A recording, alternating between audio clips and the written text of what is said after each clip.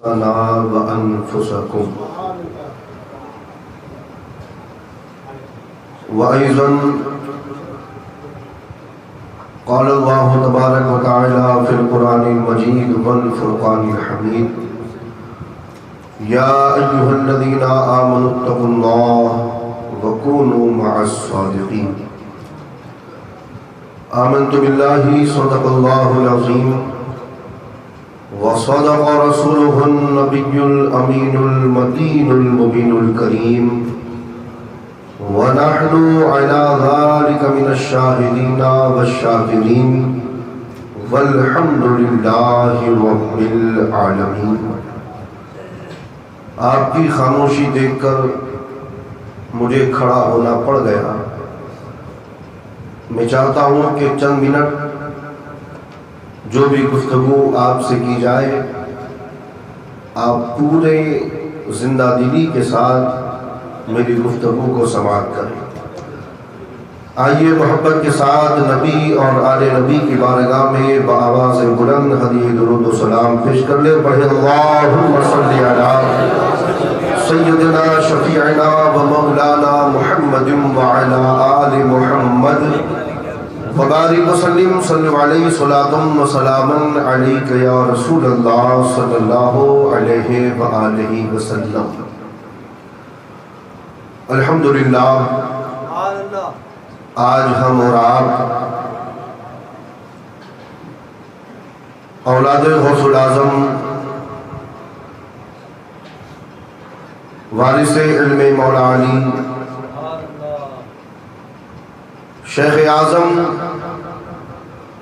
مرشد اجازت حضرت علامہ پیر سید کاظم پاشا رحمہ اللہ کے عرس کے موقع پر حاضر آئے ہیں، اور جیسا کہ مجھ سے قبل حسن علی بابا نے کہا کہ بظاہر تو وہ ہمارے درمیان نہیں ہے، لیکن روحانی طور پر آپ ہماری سرپرستی فرما رہے ہیں، اور یقیناً جو محبتیں اور جو شفقتیں آپ کی ہم پر رہی اور جو صحبتیں ہم نے ان کے ساتھ پائی، آج اللہ کا کرم ہے کہ وہ ہمارے کام آ رہی ہے۔ میں زیادہ لمبی بات نہیں کروں گا، میں بتانا یہ چاہتا ہوں کہ جس خاندان سے آپ کا تعلق ہے یہ خاندان وہ شان وہ عظمت رکھتا ہے کہ جس خاندان کے بزرگوں سے ملنے کے لیے بڑے بڑے بادشاہوں نے منتیں کی ہیں۔ بڑے بڑے بادشاہ تمنا کیا کرتے تھے کہ کاش حضرت کی زیارت ہو جائے۔ ان کے آبا و اجداد میں ایک مشہور بزرگ جسے حضرت موسیٰ قادری کہتے ہیں، وہ غوث کا بیٹا جن کی کرامت کے بارے میں آتا ہے کہ حیدرآباد کی سرزمین سیلاب آ گیا، لوگ پریشان حال ہو کر حضرت موسیٰ قادری کی خدمت میں آئے اور آنے کے بعد کہا کہ حضور حیدرآباد کی سرزمین پر سیلاب آنے والا ہے، اور اگر پانی حیدرآباد سے ہو کر کے گزرے گا تو ہمیں یقین ہے کہ حیدرآباد تباہ و برباد ہو جائے گا، حضور کرم فرما دیں۔ اب علی کے بیٹے کی طاقت دیکھیں، آپ نے فرمایا کہ میرا عصا لے جاؤ اور جہاں سے پانی گزرنے والا ہے وہاں جا کر میرے عصے کو زمین پر گاڑنا اور گاڑ کر کے کہنا کہ پانی یہ غوث کے بیٹے موسیٰ قادری کا عصا ہے، اگر ایک انچ بھی آگے بڑھا تو خیر نہیں۔ تاریخ حیدرآباد شاہد ہے کہ سیلاب تو آتا ہے لیکن حیدرآباد پہنچنے کے بعد دو حصوں میں تقسیم ہو جاتا ہے اور الحمدللہ حیدرآباد بچ جاتا ہے۔ جن کے عصے میں اتنی طاقت کہ گاڑ دے تو پانی کو اپنا راستہ بدلنا پڑے، تو جن کے عصے میں اللہ نے اتنی طاقت رکھی ہو، سراپا شخصیت میں کتنی طاقت ہو، پوری ذات میں کتنی طاقت اللہ نے رکھی ہوگی، اسی کا بیٹا اسی کا پوتا جسے ہم حضرت سید کاظم پاشا کہتے ہیں۔ اور یاد رکھو سیدی کاظم پاشا کی شخصیت اگر جوانی اٹھا کر کے دیکھو گے تو آپ نے اپنی جوانی میں جب حضور کی رسالت پر، علم غیب پر، اختیارات مصطفیٰ پر جب حملے ہو رہے تھے تو ہندوستان کی سرزمین سے، بالخصوص دکن کی سرزمین سے جس شیر نے اپنی آواز کو بلند کیا ہے وہ شیر سیدی کاظم پاشا ہے۔ اور اپنی جوانی میں جس طرح آپ نے اللہ کے رسول صلی اللہ علیہ وسلم کا دفاع کیا اور وہابیت کو دھول چاٹنے پر مجبور ہونا پڑا، میں آپ کو بتانا چاہتا ہوں کہ اس دور کے علماؤں میں ایک نام حضرت سید مدنی میاں کا بھی ہے۔ بہت سے لوگ ہوں گے جو آپ سے وابستہ ہوں گے، آپ کے مریدین ہوں گے۔ میں نے خود جلد ہی ان کے ایک ارشاد کو سنا، مدنی میاں فرماتے ہیں کہ جس کاظم پاشا کو آپ خطیب دکن کہتے ہیں، جس کاظم پاشا کو آپ خطیب دکن کہتے ہیں، میں اسے ہندوستان کا شیر کہتا ہوں، میں ہندوستان کا اسے شیر کہتا ہوں۔ ان کے حیات میں اور ان کے پردہ فرمانے کے بعد جو ان پر بھونکتے ہیں وہ جان لو کہ تمہارا بھونکنا اپنی جگہ ہے، شیر کی للکار ایک جگہ ہے۔ کتے کا بھونکنا تو بند ہو سکتا ہے لیکن شیر کی للکار کبھی بند نہیں ہو سکتی۔ اور الحمدللہ اس خانقاہ کا ادنا سا خادم ہونے کی حیثیت سے میں ان کے تمام نظریات، ان کے تمام موقف کی تائید کرتا ہوں اور کہتا ہوں کہ جو راستہ انہوں نے بتایا ہے انشاءاللہ اسی راستے پر ہم گامزن رہیں گے۔ تو یہ سیدی کاظم پاشا تھے جو بظاہر تو ہمارے درمیان نہیں ہے لیکن ان کی روحانیت آج بھی ہماری رہنمائی کر رہی ہے۔ اب بڑی تیزی سے آگے کی طرف آ رہا ہوں، تھوڑا سا گفتگو کو ٹن دیتے ہوئے۔ عزیزان ملت اسلامیہ، تاریخ اسلام کا ایک بہت بڑا واقعہ جو مباہلے کی صورت میں پیش آیا اور آیت مباہلہ نازل ہوتی ہے، فَقُلْ تَعَالَوْا نَدْعُوا أَبْنَاءَنَا وَأَبْنَاءَكُمْ وَنِسَاءَنَا وَنِسَاءَكُمْ وَأَنفُسَنَا وَأَنفُسَكُمْ۔ 24 ذی الحج کا یہ واقعہ، میں واقعے کو مختصر کر کے گفتگو تمام کروں گا۔ نجران سے 70 عیسائی آئے۔ کتنے عیسائی آئے بولیں؟ نجران سے 70 عیسائی، ان میں سے 4 ان کے پادری تھے بڑے، اور آنے کے بعد رسول خدا سے مناظرہ ہوا۔ کہتے ہیں کہ محمد صلی اللہ علیہ وسلم، ہم اللہ کو ایک نہیں مانتے، قرآن اللہ کی کتاب نہیں، اسلام دین نہیں۔ تاریخ بتاتی ہے کہ میرے آقا صلی اللہ علیہ وسلم نے صبح سے لے کر شام تک مناظرہ کیا، ٹیبل ٹاک ہوئی، گفتگو ہوئی۔ نجران کے عیسائی تھے، نہیں مانے۔ کہا کہ محمد، ہم نہ تمہیں رسول مانتے ہیں، نہ اللہ کو ایک مانتے ہیں، نہ قرآن اللہ کی کتاب ہے، نہ اسلام کوئی دین ہے۔ اے محمد، صبح سے شام تک گفتگو ہوئی۔ نجران کے عیسائیوں نے کہا ہم نہیں مانیں گے۔ اللہ اس منظر کو دیکھ رہا تھا، رب نے ارشاد فرمایا، میرے حبیب اب وقت مناظرے کا نہیں ہے، مباہلے کا ہے۔ اب زبان سے بات نہیں ہوگی، مباہلہ ہوگا۔ فَقُلْ تَعَالَوْا نَدْعُوا أَبْنَاءَنَا وَأَبْنَاءَكُمْ وَنِسَاءَنَا وَنِسَاءَكُمْ وَأَنفُسَنَا وَأَنفُسَكُمْ۔ اے محمد، ان سے کہو کہ ہم اپنے بیٹوں کو لاتے ہیں، تم اپنے بیٹوں کو لاؤ۔ ہم اپنی عورتوں کو لاتے ہیں، تم اپنی عورتوں کو لاؤ۔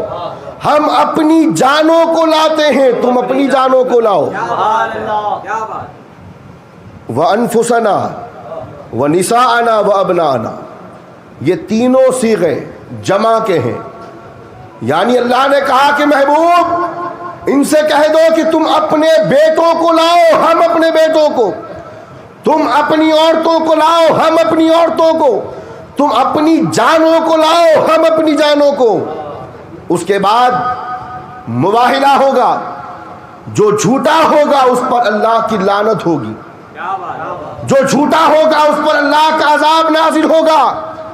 میرے آقا اپنے گھر میں آئے، حضرت سلمان سے فرمایا سلمان مناظرہ ہوا، بات نہیں مانی، اب مباہلہ ہوگا، تیاری کی جائے۔ صحابی رسول سلمان فارسی نے تیاری کی، رسول خدا نے اپنے دونوں شہزادوں کو بلایا، بولیں گے سبحان اللہ، اپنے دونوں شہزادوں کو بلایا، حسن اور حسین۔ اس کے بعد اپنی بیٹی سیدہ کائنات کو بلایا، پھر مولا علی کو بلایا اور فرمایا کہ دیکھو نجران کے عیسائی ہیں، میں نے خوب سمجھایا، مناظرے پر مناظرے کیے، مگر انہوں نے میری بات نہیں مانی، اب اللہ نے کہا ہے کہ مباہلہ ہوگا، یعنی آپس میں ایک دوسرے کو بد دعا دی جائے گی، جو سچا ہوگا اس پر اللہ کا عذاب نازل ہو جائے گا۔ آپ نے حسن و حسین، سیدہ اور علی کو تیار کیا، اور آپ غور فرمائیے جب میرے آقا لے کر کے چلے ہیں تو داہنی طرف امام حسن جو میرے آقا کی انگلی پکڑے ہوئے ہیں، اور گود میں امام حسین، اور بالکل نبی کے پیچھے سیدہ کائنات، اور سیدہ کے پیچھے مولا علی۔ اللہ کے رسول نے فرمایا تھا کہ سلمان مباہلہ نہ دن میں ہوگا نہ رات میں، مباہلے کا وقت ہوگا صبح صادق۔ چلے ہیں میرے آقا، داہنی طرف امامت، بائیں طرف شہادت، پیچھے ولایت۔ ہاتھ جوڑ کر پوچھا سیدہ آپ؟ تو کہا کہ میں مرکز، یعنی سیدہ کا مقام یہ ہے کہ جو نبوت سے ایک قدم پیچھے اور ولایت کے ایک قدم جو آگے ہے وہی مقام سیدہ زہرا ہے۔ نبوت کے ایک قدم پیچھے اور ولایت کے ایک قدم آگے جو ہے وہی مقام سیدہ ہے۔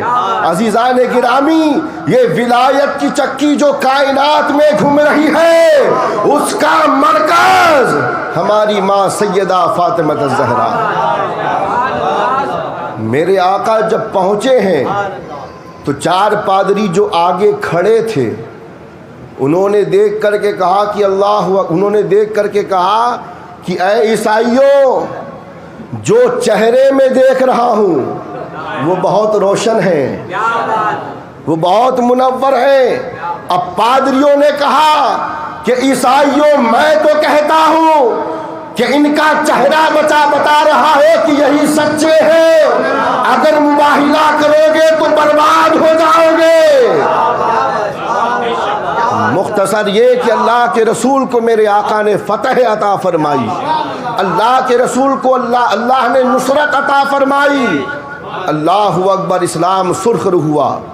عزیزان ملت اسلامیہ، یہ مباہلے کا جو میں نے آیت کریمہ کے شان نزول کے حوالے سے بیان کیا اسے ذہن میں رکھیے گا، اور آگے چلیے۔ جو ہم اصطلاح استعمال کرتے ہیں پنجتن پاک، در حقیقت یہ اصطلاح قرآنی ہے، بولے سبحان اللہ۔ پنجتن کی جو اصطلاح ہے وہ قرآنی ہے، کیونکہ اللہ کے رسول نے جب چاروں کو بلا کر کے چادر سے ڈھانکا، اور چادر کو اوپر جب ڈھانپ دیا، اور ڈھانپنے کے بعد اللہ کے رسول نے دعا کیا کی تھی کہ اے اللہ میں ان سے محبت کرتا ہوں، تو بھی ان سے محبت فرما، اور اے اللہ ناپاکی کو ان سے دور کر دے۔ اب آپ انداز دیکھیں میرے آقا کا، میرے آقا نے حسن و حسین اور سیدہ اور علی کو بلا کر جب چادر سے ڈھانکا اور دعا کی کہ اے اللہ ناپاکی کو دور کر دے، تو انداز ہی بتا رہا ہے کہ جہاں یہ پانچ ہوں گے وہاں ناپاکی نہیں آ سکتی۔ اور اسی عقیدے کو غریب نواز نے اپنی ربائی میں بیان کیا، بولیں گے سبحان اللہ۔ اسی عقیدے کو غریب نواز نے اپنی ربائی میں بیان کیا، فرماتے ہیں شاہ است حسین، بادشاہ است حسین، دین است حسین، دی پناہ است حسین، سرداد نداد دست در دست یزید، حقا کی بنائے لا الہ است حسین۔ اب غریب نواز نے یہ شعر کہہ کے بتا دیا کہ جہاں یہ ہوں گے وہاں ناپاکی نہیں آ سکتی۔ کیسے؟ غریب نواز کا پہلا شعر شاہ است حسین، بادشاہ است حسین۔ میرے غریب نواز نے 2 مرتبہ پہلے شعر میں حسین کا نام لیا، پھر فرمایا دین است حسین، دی پناہ است حسین۔ دوسرے مصرے میں بھی 2 مرتبہ نام لیا امام کا، اور جب کہا کہ سرداد نداد دست در دست یزید، تو تیسرے مصرے میں یزید کے ساتھ حسین کا نام نہیں لیا۔ پھر جب چوتھا مصرع فرمایا کہ حقا کی لا الہ، حقا کی لا الہ، حقا کی بنائے لا الہ است حسین، جب چوتھا مصرع کہا تو پھر حسین کا نام، لیکن یزید کا نہیں۔ تو غریب نواز نے عقیدہ دے دیا جہاں یزید ہوگا وہاں حسین نہیں آ سکتا، اسی طرح جہاں یزیدی ہوگا وہاں حسینی نہیں آ سکتا۔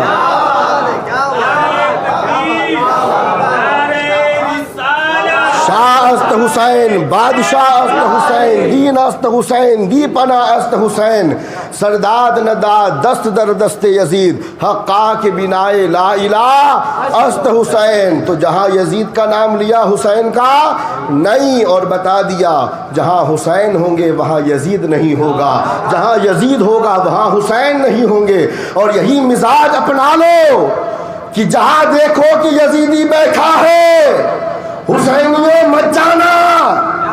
اور آج کے دور میں یہ آخری جملہ اور گفتگو تمام، مجھے حیرت ہوتی ہے، بزدل ہمیشہ پیٹھ پیچھے سے وار کرتا ہے اور حسینی ہمیشہ سامنے سے وار کرتا ہے۔ یزیدی اور بزدل وہ ہوتا ہے جو پیٹھ پیچھے سے وار کرتا ہے۔ حضرت مسلم بن عقیل کی شہادت، ان کے بچوں کی شہادت، اور اس کے علاوہ تمام شہادتیں آپ لے لیں، ہمیشہ وار پیچھے سے ہوا، یا ان پر ہوا جو طاقت میں ان سے بظاہر کم تھے۔ تو یہ بزدل کی علامت ہوتی ہے کہ بزدل ہمیشہ وار پیچھے سے کرتا ہے۔ اب میں ان تک اپنی بات پہنچا رہا ہوں، اور میں اپنی بات کو تھوڑا سا پیچھے لے کر کے جاؤں گا۔ مقام اہل بیت اطہار یہ ہے کہ عرفا فرماتے ہیں کہ قیامت کے دن جتنے لوگ ہوں گے سارے ننگے اٹھائے جائیں گے۔ قیامت کے دن جتنے لوگ ہوں گے سارے ننگے اٹھائے جائیں گے، لیکن رسول اور رسول کا خاندان لباس کے ساتھ اٹھایا جائے گا۔ یہ عرفا فرماتے ہیں، یہ عرفا فرماتے ہیں کہ قیامت کے دن جتنے ہوں گے سارے ننگے اٹھائے جائیں گے، اور رسول اور خاندان رسول کپڑے کے ساتھ اٹھایا جائے گا۔